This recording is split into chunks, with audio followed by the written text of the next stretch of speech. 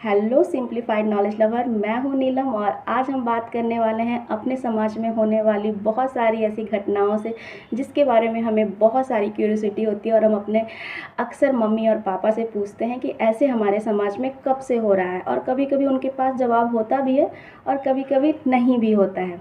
जैसे सवाल क्या है? सवाल ये है कि महिलाओं की स्थिति हमारे समाज में कमज़ोर क्यों है। कमज़ोर कहने का अर्थ कि शिक्षा के मामले में कहने का तात्पर्य क्या हुआ कि हमारे समाज में महिलाओं को उच्च शिक्षा के लिए अभी भी कमतर क्यों आंका जाता है। अब सरकार की बहुत सारी योजनाएं हैं जिसके तहत महिलाएं पढ़ रही हैं, लेकिन आज से 5 साल पहले या 10 साल पहले ये स्थिति क्यों नहीं थी। महिलाओं की शादी पहले क्यों कर दी जाती थी, 12, 13, 14 वर्ष या उससे भी कम। लेकिन अब जो सरकार के द्वारा नियम लाए गए हैं उसमें अब महिलाओं की भी उम्र की शादी की जो उम्र है वो है 21 वर्ष।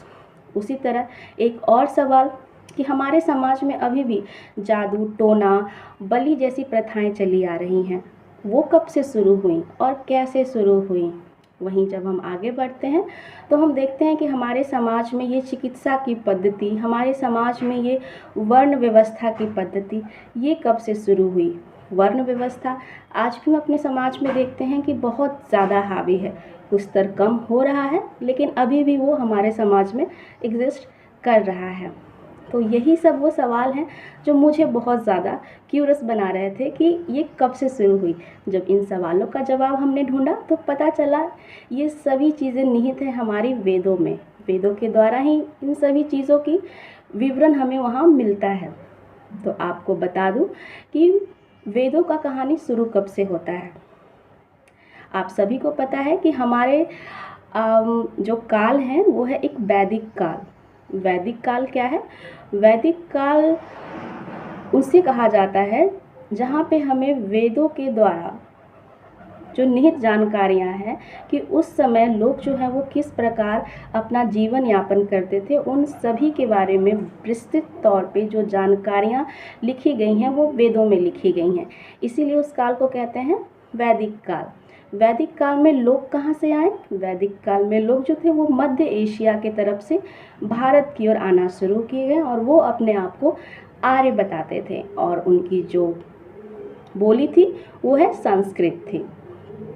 तो इस तरह से हमारे भारतवर्ष में जब आर्यों का आगमन हुआ और वो जब हमारे भारतवर्ष में पहले पूर्वी पश्चिम क्षेत्र में रहना शुरू किए और बाद में धीरे धीरे वो मध्य भारत के क्षेत्र तक पहुंच गए, उसी क्रम में यहाँ पे बहुत सारे वेदों की रचना हुई। वेदों का जो काल कहा जाता है वो काल है 1500 ईसा पूर्व से 600 ईसा पूर्व के बीच बताया जाता है। इसी काल के क्रम में वेदों की रचना हुई। वेदों की रचना में सबसे पहले जो रचना हुई वो हुई ऋग्वेद की। ऋग्वेद के बाद रचना हुई ही सामवेद, यजुर्वेद और अथर्ववेद की। इन सभी वेदों की रचना हुई और साथ में कई आरण्यक की रचना की गई, ब्राह्मण ग्रंथ की रचना की गई, उपनिषदों की रचना की गई। इस तरह से बहुत सारे ग्रंथ और उपनिषदों की रचना की गई जिसके अंतर्गत वहाँ पे रह रहे बहुत सारे सामाजिक विवरण के बारे में बताया गया। वैदिक काल मूलतः दो तरह से बांटा जाता है, जिसमें पहला काल है पूर्व वैदिक काल और दूसरा है उत्तर वैदिक काल।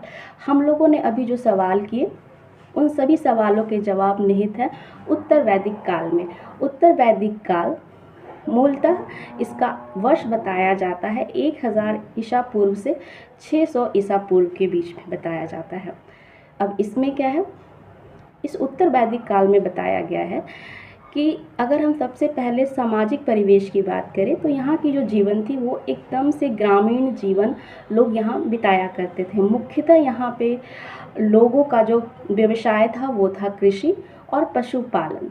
यहाँ पे लोग सोने, चांदी, कांसा, पीतल से अवगत थे, उन्हें पता था ये सारी चीज़ें होती थी। उस काल के लोग मिट्टी के बर्तन, मृद भांड बनाना जानते थे और उस पर कुछ चित्रकलाएं भी करती थी जिसमें मुख्यतः काले और लाल रंग का इस्तेमाल किया करते थे।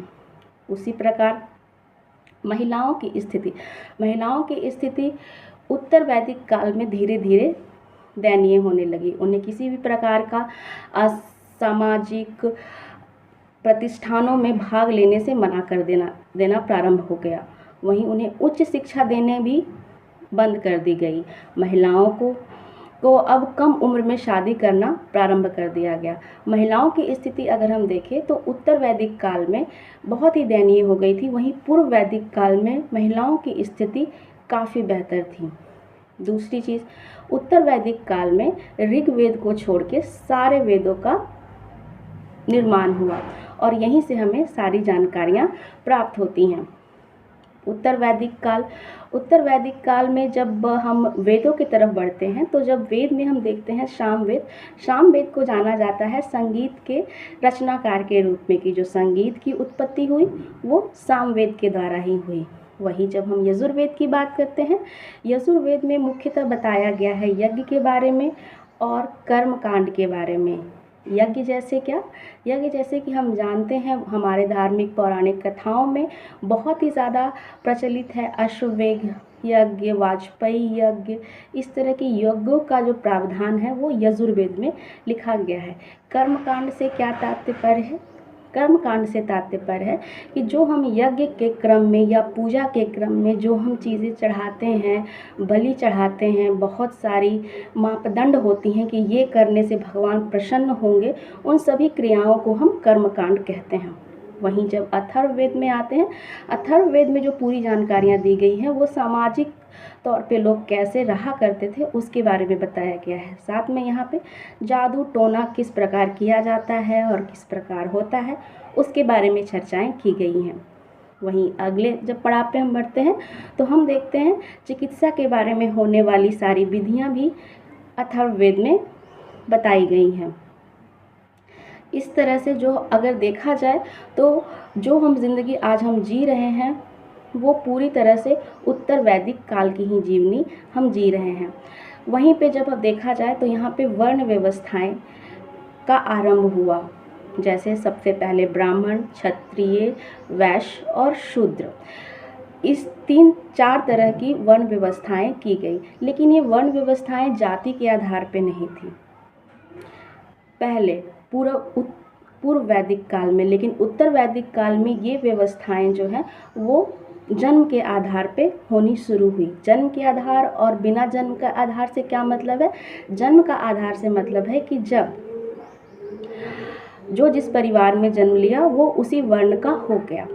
जैसे कि अगर कोई बच्चा ब्राह्मण के परिवार में पैदा हुआ तो वो ब्राह्मण कहलाया। लेकिन वहीं पूर्व वैदिक काल में जो व्यक्ति जो काम कर रहा है उसे उस वर्ण का माना जाता था। अगर कोई व्यक्ति शिक्षा देने का काम कर रहा है तो वह ब्राह्मण कुल का कहलाएगा। अगर कोई व्यक्ति लड़ाई कर रहा है तो वह क्षत्रिय वर्ग का कहलाएगा। उसमें जन्म से कोई भी मतलब नहीं था। वहीं यहाँ पे उपनयन संस्कार महिलाओं को और शूद्रों को निम्न रखा गया और उन्हें उपनयन संस्कार से वंचित रखा गया। उपनयन संस्कार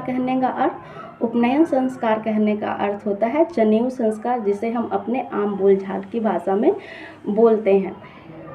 यहाँ पे महिलाओं के साथ स्थिति काफ़ी खराब होने लगी। महिलाओं और शूद्रों को हीन भावना से देखा जाने लगा। महिलाओं के जन्म पे शोक व्यक्त करना लोगों ने प्रारंभ कर दिया। इस तरह की कई सारी चीज़ें प्रचलित होने लगी। यहाँ पे धार्मिक जब बात करते हैं, जब पूजा पाठ की बात करते हैं तो पूजा पाठ में अन्य देवी देवताओं को बहुत ज़्यादा समाहित किया गया और उन्हें प्रसन्न करने के लिए कई प्रकार की प्रार्थनाएं और बलि और यज्ञों का आयोजन करना शुरू किया गया। इस तरह से जो हम परिदृश्य देखते हैं अपने आज के जीवन में वो पूरी तरह से उत्तर वैदिक काल का ही दिया हुआ कालक्रम है जिसे हम जी रहे हैं। तो इस तरह से समझा हमने अपने आसपास होने वाली चीज़ों के बारे में कि वो कब से चली आ रही है हमारे साथ। तो हम मिलते हैं कुछ नए टॉपिक के साथ अगले वीडियो में। तब तक के लिए बाय बाय।